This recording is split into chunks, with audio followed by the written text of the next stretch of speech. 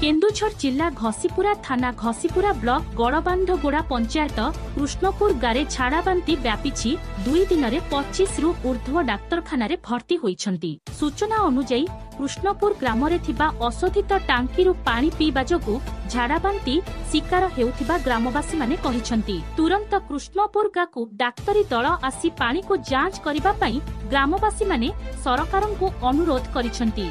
केन्दुझरु Dasharath बारिकंक report श्रीक्षेत्र news.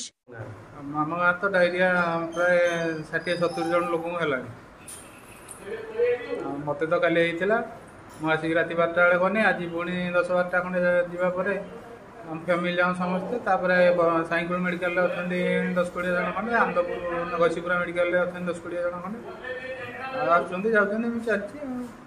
कौ गाँव कौन हो कृष्णपुर विशेषकर कृष्णपुर जो ऊपर साइड जो नलकूप आ टांकी अच्छी से दूषित होगी।